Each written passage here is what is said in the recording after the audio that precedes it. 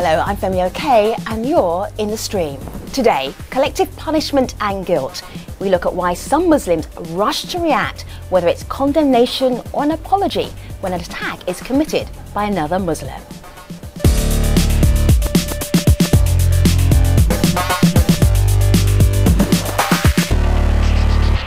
Our digital producer Malika Bilal is here looking out for your live feedback, and this programme came out of us just watching tweets coming in saying, I hope it's not a Muslim, when we were hearing news about the soldier in the UK who was killed in a machete attack. So that's the start of the conversation. What are you seeing? And now, up till now, we've received more than 1,000 comments about this, so there's lots of social media conversation. We wanted to dig a little deeper into it, so we asked the question, do Muslims have a fear of being feared? And we got lots of responses, including this one from Nadia on Twitter, who says, yes, the fact that as a 16-year-old hijabi or woman who wears the headscarf, I now fear that I will face confrontation for a crime I have not committed. For those of you at home, we want you to join in on the discussion as well and let us know what you think by using the hashtag AJStream. And sitting with us in the studio is Tariq El-Masidi, and Tariq is the founder of the webcast Celebrate Mercy, which is about the Prophet Muhammad. It has around about 10,000 viewers and over 350,000 Facebook fans around the world. I'm one of them. Welcome to the stream, Tariq. Thanks for having me. We'll hear more from Tariq in just a little while. But remember, you can join the discussion in a whole number of different ways, including on Facebook. Just go to facebook.com/AJStream, which I'm on here right now. You can join any of our discussions, and of course, just here, over here, and like us. And now here are some of the hashtags we're following.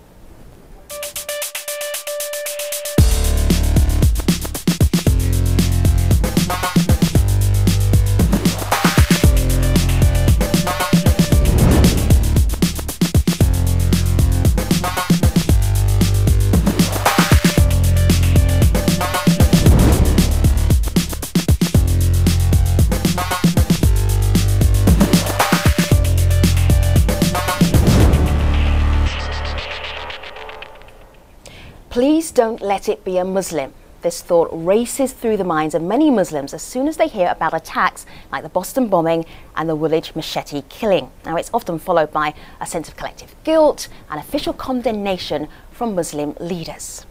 This is a truly barbaric act that has no basis in Islam, and we condemn this unreservedly. I also want everybody to know very clearly and decisively that these men do not represent any community or any religion. And I stand here in front of you telling you this has no place in Islam, and it has no place within the Muslim society.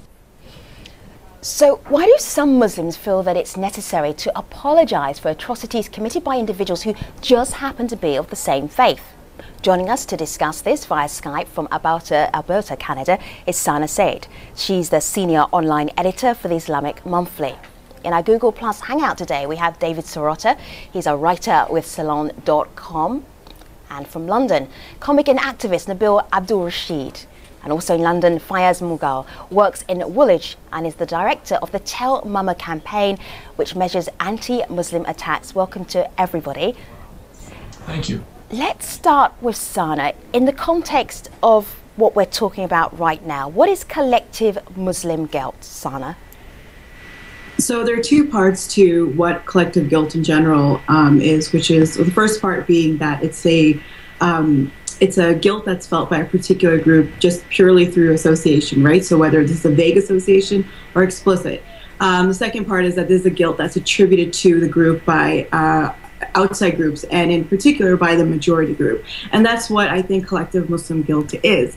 It is just this, and it's I think part and parcel a consequence of what we've created as kind of this discourse we've created and this image we've created of this one single Muslim world that acts in a very uniform manner. And so because we've created this, you have a lot of Muslims who go on and feel that guilt themselves, because I think that we ourselves as Muslims have also appropriated that image of being, I don't mean as one community, the concept of the ummah that we have in our faith, but rather as this single uniform group that thinks, acts, believes all in the same exact way. And I think in a nutshell, that's what collective guilt is, and that's where it comes from.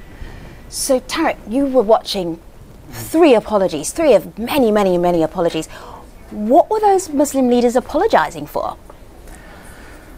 Well, I wouldn't have called them apologies. I just feel like, for example, I have nothing to feel guilty for when some nutcase, blows something up or kills a soldier or does some crazy act. And I feel like most Muslims feel like they don't need to apologize for it.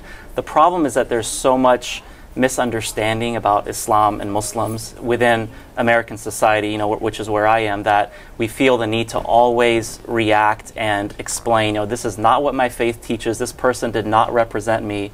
And it's also, a lot of it is a protective measure because we're afraid that, we may get, the backlash of, public anger at Muslims. So we have to really go an extra mile to explain that our faith, our prophet doesn't teach the killing of innocents. It doesn't teach that he doesn't teach terrorism. Fayaz, for the Muslim community in London right now, although there are many Muslim communities around the UK, what is the atmosphere like following the machete killings?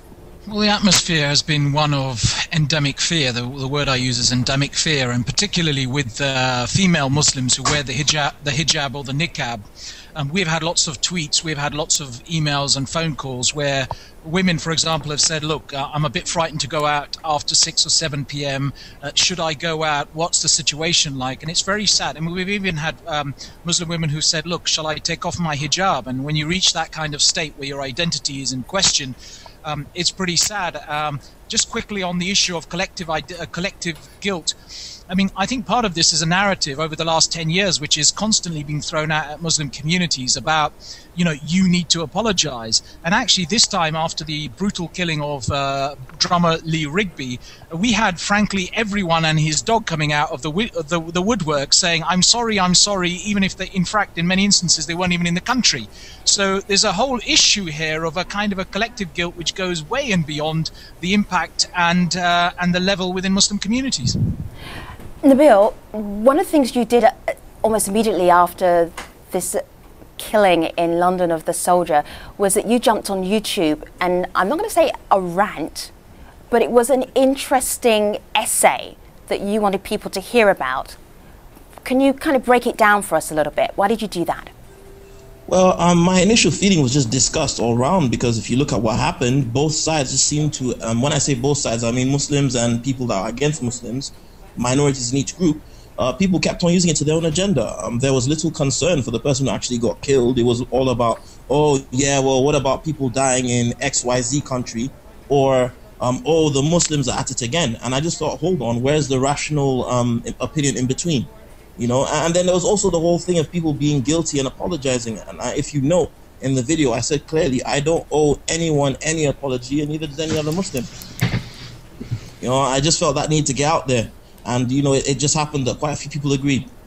And it's interesting, you said that you, like many of our community members, don't owe anyone an apology, but on the other hand, we have community members like Rock of Ages on Twitter who says it's the right thing to do, referencing apologizing or condemning. Taiba also says because they have to really prove that they don't agree with the violence of others, all due to the racism and double standards. But then there's a tweet from Fila who says, which faith has to collectively apologize for the numerous school shootings and other attacks committed by non-Muslims? And David, I want to pose that to you. After the Boston bombings, taking it back a little bit further, you wrote a piece for Salon that I pulled up on my screen here. Let's hope the Boston Marathon bomber is a white American. Can you tell us the thinking that went behind that piece?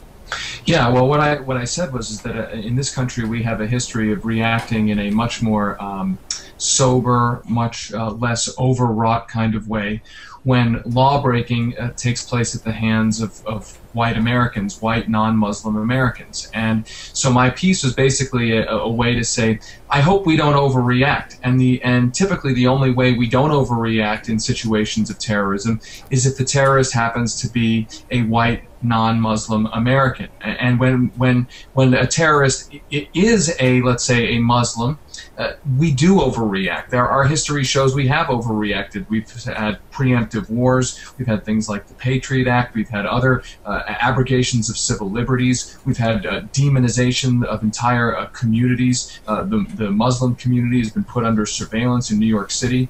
So my point was only that we should react to terrorism in the same way, regardless of who the terrorist happens to be. There are extremists in every group, but in the United States, there's a double standard in which we ascribe collective blame to entire communities, specific communities, if those communities happen to be communities that aren't white and American. Do you know, I think all of our guests can really appreciate that, because you break down, David, the idea of, okay, we have a white terrorist and then we have a Muslim terrorist.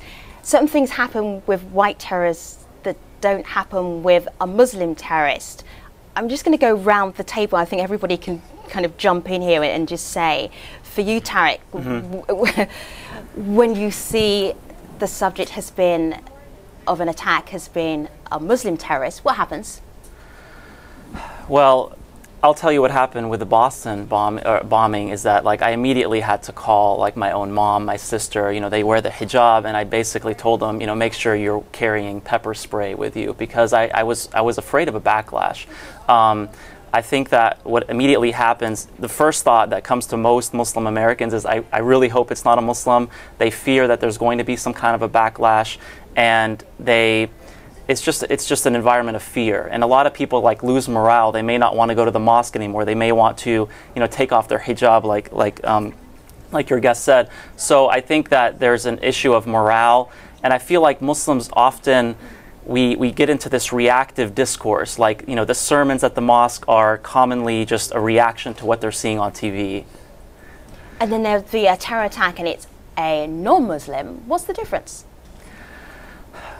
I think it's typically not associated with anyone's faith, and it seems like it goes out of the news cycle very quickly. I think there's a sigh of relief among Muslims that finally, this one's not one of us, and it's not, we're happy that we're not going to get that backlash. But I think a lot of the times that it's bad in all situations. Nobody wants terrorism. But I think that when it's someone who's not a Muslim, there's a big sigh of relief among the Muslim community. And it's interesting that you said the news cycle. You brought up the media, which of course our community is saying you can't ignore. On Google+, Christopher says, this has a lot to do with how Western media portrays Islam.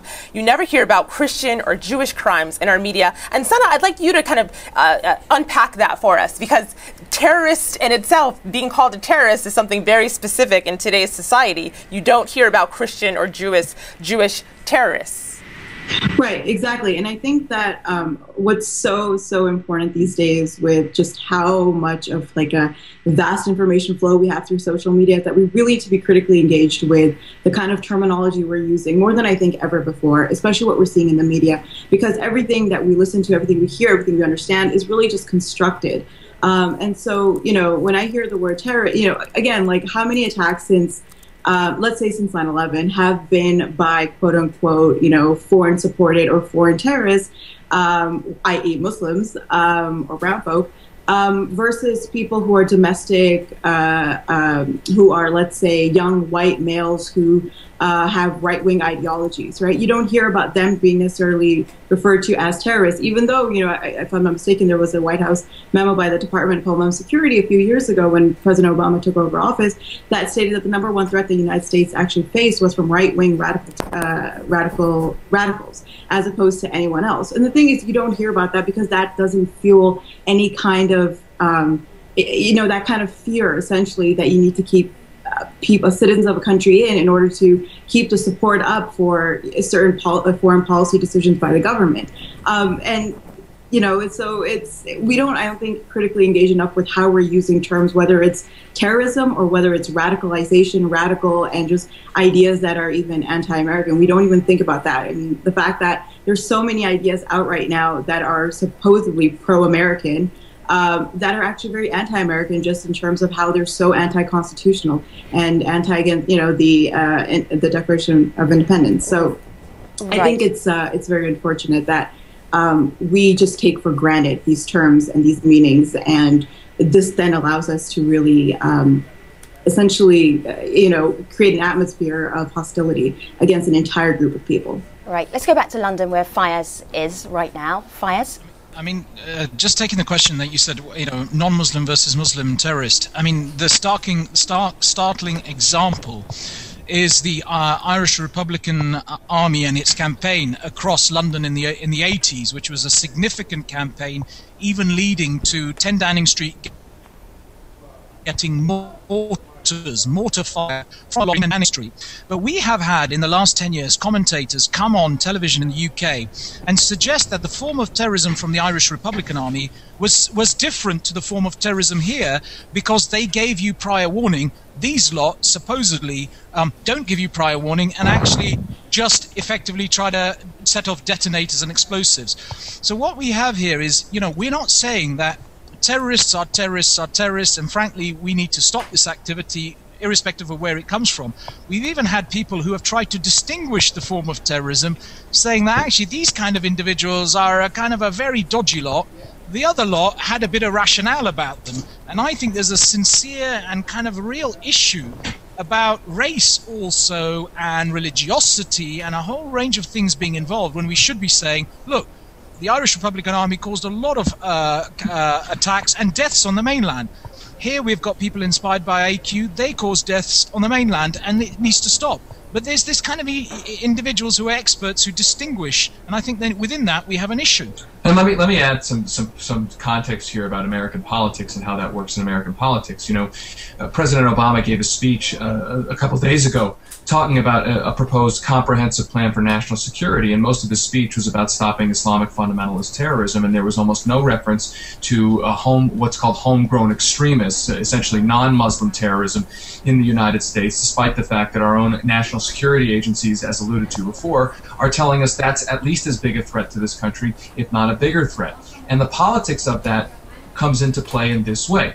When that Department of Homeland Security report came out saying that essentially non-Muslim terrorism is as big or bigger a threat to the United States than Islamic fundamentalist terrorism, the conservative right wing of the Republican Party freaked out. They went on there was a huge backlash about this, saying that it was unacceptable for the government to say that conservative right-wing terrorism or non-Muslim terrorism is a threat. The politics of this, and to the point about the IRA, the chairman of the House Homeland Security Committee in the United States was an open supporter of the Irish Republican Army, and yet is the guy who is calling for Muslims to be put under surveillance, the entire Muslim community. So it's just to highlight the fact that the political interplay of this in the United States is that you have one major party that is essentially organized around the idea that when we say terrorism, terrorism should only mean Islamic fundamentalist terrorism, and we can never even talk about any other kind of terrorism. Right. Nabil, you have a slightly different way of breaking down this idea that Muslims who take part in atrocities are viewed in a different way. And it involves hamburgers and vegetarianism. I know it sounds weird for me to even start like that, but I'm just going to pass it over to you and everybody will go, oh, okay, I get it. Yes, it was what's been called the hamburger analogy in my video. Basically, I don't like the language used when they say Muslim extremist.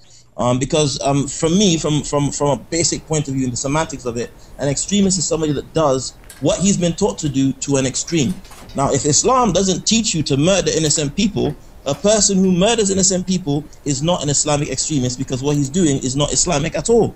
In very much the same way that if I ate 10,000 hamburgers as a vegetarian in the name of vegetarianism, I wouldn't be a vegetarian extremist, no matter how many hamburgers I ate.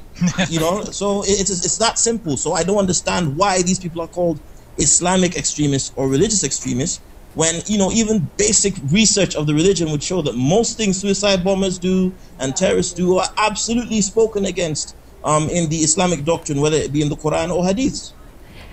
You know, it's interesting, our community is picking up on a point that was made just a couple minutes ago by two of our guests. Bwayne on Facebook says, as an Irishman, I lived in England when the IRA were bombing what the media called the mainland. After each terrorist attack, I was faced with silence and shunning from many of my British colleagues. I was guilty by association. But I want to shift gears here a little bit, Tariq, and give you this next tweet from Deanna. She says, yes, Muslims are demonized, but perhaps the best option is to be proactive rather than reactive. Are Muslims being proactive enough?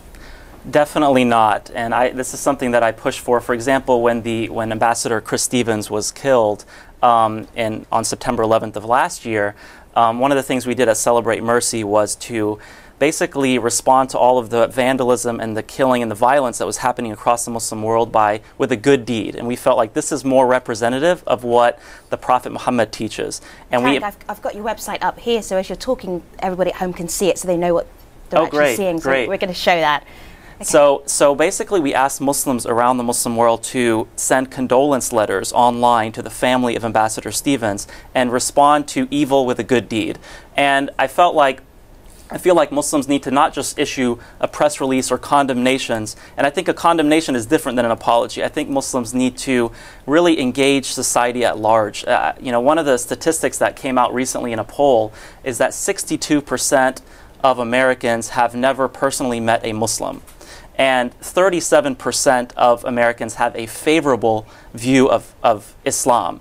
So the majority of Americans really don't know a Muslim, and they don't really have a favorable view of the religion. And I feel like it's up to Muslims to not just blame the media, but I feel like Muslims need to engage society at large. And I feel like, especially with a majority immigrant community, this is a bit of a challenge. We tend to be more, insular, but I feel like we need to creatively engage society, not just to protect ourselves, but because this is what our faith teaches, to serve others and to be more active in society.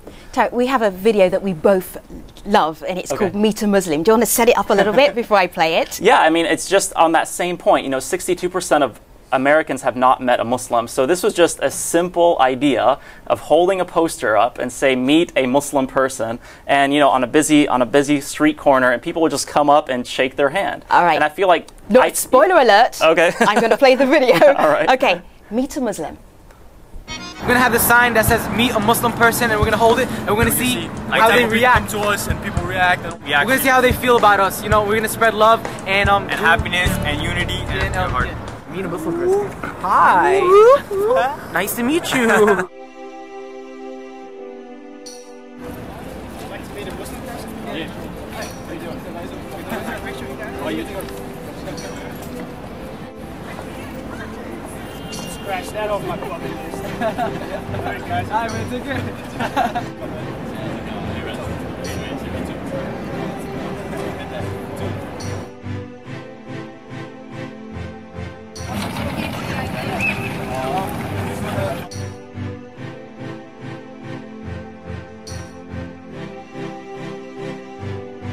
How are you? I'm good, are you? Nice to meet you. Alright. What's up? Alright. Thank you so much. Have a great day. Okay, it's one of my favorite videos. There's a little girl that comes up a little bit later. You'll have to go onto YouTube and right in the top, Meet a Muslim, and you'll see the entire video. Let me just end for this part of our conversation before we go to the post-show in London. And Faiz, we're right at the very end of our program, and you're in the thick of it. There are more attacks on Muslims right now than there were 2 or 3 weeks ago. What would you say to the Muslim community and the non-Muslim community in the UK about how those two communities should be interacting together? Well, a couple of things to say here very quickly. When the mobile footage was taken of one of the killers, he suggested that he wanted to create a war. And the worst thing that people are doing today by attacking some of the mosques and individuals who are Muslim members of the community is actually to play into the narrative. That narrative cannot be played into. And I guess what I would say in terms of Muslim communities is, and it adds to the question earlier, Faiz, for far too... Faiz, you just have to make it a sentence because we're moving to the end of the show. I'm so sorry. Just go ahead. So I would say play a productive role in society and report in any hate incidences. He's good. You'll hear more of him in stream.aljazeera.com, where this conversation will continue. As for tomorrow's programme, we'll be discussing whether marriage equality should include the right to practice polygamy. Now I have your attention. Would the legalization of polygamy help protect and empower women in polygamous marriages? Stay with us. The post show is next at stream.aljazeera.com. You will hear more from Fayaz, from David, from Nabil, from Sana and Tariq and the community and Malika. See you online.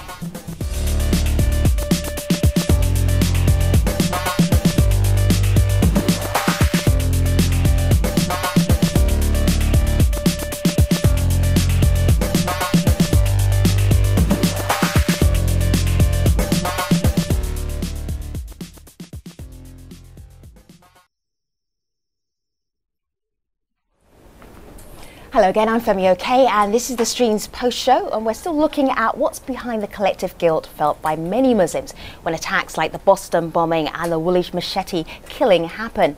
Joining me here in the studio, Tarek El Masiri, founder of Celebrate a Mercy. On Skype from Alberta, Canada, Sana Zaid. She's the senior online editor at Islamic Monthly.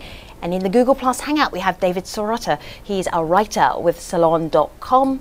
The comic and activist Nabil Abdul Rashid is in London, as too is Fayaz Mughal. He's the director of the Tell Mama campaign. Fayaz, I know it was bad of me to do this to you. I was like, okay, one sentence, wrap it up, Fayaz. But you had something quite deep and positive to say, so go ahead. Now, I was just going to add that, onto the statement that earlier the question was raised, what can Muslim communities do? I mean, the first and foremost thing, clearly they need to engage, they need to open up their doors, they need to be more receptive. But there's this kind of a laissez-faire attitude that Muslim communities seem to have, where actually, you know, many of them say, well, if it was meant to be, it was God's wishes that it was meant to be. And I find that attitude quite ridiculous, because actually, you know, many mosques are attacked, and when you ask them to report it in, they'll go, well, we're not quite sure, we don't want to bring attention to ourselves. And the fact is, unless they turn that corner and feel confident communities, we're still going to be in the same place we're in right now. And the campaign that you're director of is the Tell Mama campaign. Do you want to explain what it actually does? Yeah, we do four things. The first thing is there was no campaign in the UK to look at the level and extent of Islamophobia. So we actively monitor, measure and map incidences across the country. We support victims through counselling, referral to partners like Victim Support here in the UK, and a range of other partners that can intervene. And then we also collect the evidence and work with the police to try to get prosecutions. And last but not least, we also ensure that wherever the far-right leadership is, they understand that there are people watching their tweets, watching their language, and watching their text to ensure that they don't break criminal laws. And if they do, then we take it further with the police and other law enforcement authorities. Talking of tweets, Malika, what are we getting in from the community? What's interesting, he ended that sentence with saying taking it forward and working with the police. We have a tweet here from Zaid who says, it's not enough to tell Muslims don't engage in extremism. You must give angry young men a legitimate, non-violent path for frustrations. And he follows up by saying it's important for Muslims to encourage Muslim Americans, and I think he'd also argue those in the UK, to get involved in the political process. This prevents extremism. Extremism is a whole different show, Tariq, but I wonder if you could expound upon this a little bit about, you know, getting involved with law enforcement. I think that's really important. I mean, as the child of an immigrant myself, you know, many of us are told, you know, you need to go into either medicine or engineering. It's very common in the Muslim community. I feel like that's part of the problem, though, is that we haven't really diversified our career choices. I feel we need more Muslims in law enforcement, in politics, in the arts, you know, in the media. And that will help really to help engage society so people can actually meet Muslims across various fields. I think the problem is that, you know, if you go to the emergency room today, and God forbid, but most likely, you know, there's a very high probability that the doctor who's, you know, helping you out is a Muslim. But if you go into, you know, on any TV show, you know, then you won't find many Muslims in the media or in politics or in these really careers where you influence the, you know, a large number of people. Well, Sana Saeed is one of those people that is influencing a large number of people, and you do it online. You're in a field that may not be typically thought of to have lots of Muslims in it. Can you extrapolate a little bit upon the tweet that we heard from Zaid, and also in what Tariq was saying? Sorry, can you repeat that? I was just telling our audience that you're in a field that not many people believe Muslims to be in. You write, you have an audience online, and of course we follow you and you tweet us. You know, tell us a little bit about how that in itself is doing something, if it is, to you know, let people know about what Muslims are and what they believe.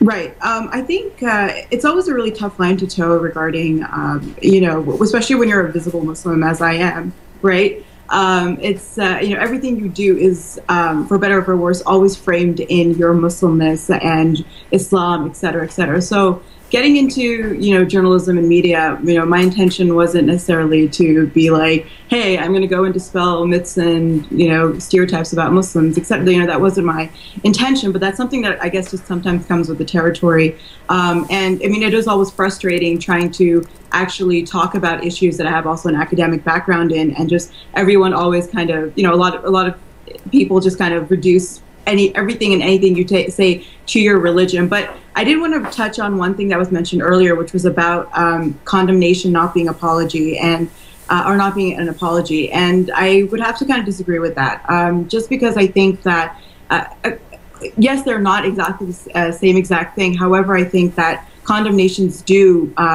feeling the need to condemn, and also when it is expected of you to condemn something, is a way of incriminating a group or an individual. I mean, why should I, someone who sits in I'm sitting literally in the periphery of the Arctic Circle, why do I need to condemn the heinous actions of someone in Woolwich or even in Boston? I would hope that goes without saying that I, as a pretty everyday kind of person, don't think it's cool at all. I mean, I don't expect, a young white male to go out and condemn, the shootings at the Wisconsin Gurdwara or in Arizona or Colorado or Sandy Hook or Columbine, or condemn, U.S. drone attacks that kill innocent civilians in Pakistan and Yemen, or the entirety of European colonialism. I don't expect that, because I would hope that a young white male would be like, yeah, that's not cool at all. No one should have, no one innocent. I feel like we should all just be against any kind of senseless act of violence, whether it's by an individual, by a group, by an ideology, by a state, or by a non-state actor, or whatever. Like, so when someone goes out and says, why haven't you condemned this? I'm like, why are you asking me this? My community and I don't have a particular obligation, more so than anyone else, to actually condemn any kind of an action. So for me, maybe condemnation and apology aren't the same exact thing, but I think they're pretty close. I have to tell you, guests, is this not the fastest 35 minutes you ever had in your life? Can you believe I'm saying thank you so much for being part of this discussion? I am. Thank you very much for being part of this discussion. We're not quite over yet with the post show, because Malika has some stories that we're following.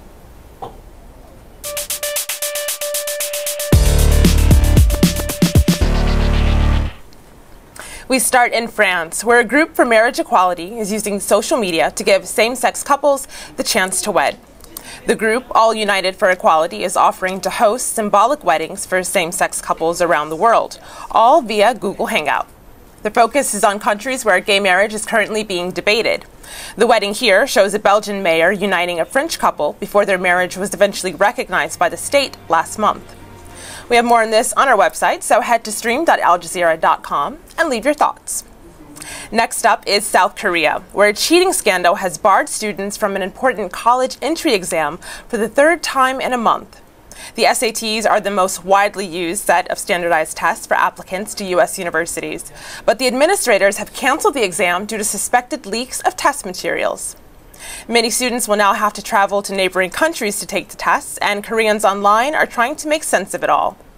If you're using underhanded methods to get ahead and think everything will go according to plan, then you're really no better than a thief, writes one person on the Korean social network Tom, as translated by the blog Korea Bang. Another writes, cancellation of the SAT shows a society where the desire to get whatever you want by any means necessary has run rampant. Well, those are today's leads. Tell us what stories you're following from around the world by visiting our Facebook page at facebook.com/AJStream. And those stories could end up on our next show. Femi? Who knew that a Google Hangout could be used to get married in? So Nabil, Fayaz and David, it's all right, you don't have to worry. We're not going to get you all married off together in our Google Hangout. But I do want to say thank you so much. David Sirota, he's a journalist at Salon.com and many, many other places. Fayaz Mughal, he's the director of the Tell Mama campaign. This man has not been sleeping for the last few days. I'm amazed he's so alert and with us. Thank you so much. Nabil Abdul Rashid, who gave you that analogy between vegetarianism and hamburgers. He was pretty awesome. And also Sana Said, she's the senior online editor at Islamic Monthly. And here in the studio, Tariq El-Masidi is the founder of Celebrate Mercy. Thank you for your wisdom. Thank you for your input and the conversation, our community as well. What are we going to be doing tomorrow? So glad you asked. We discuss whether marriage equality should include the right to practice polygamy. I know you're going to be watching now. Will the legalization of polygamy help protect and empower women in polygamous marriages? That is the question we'll be asking tomorrow. We will see you online.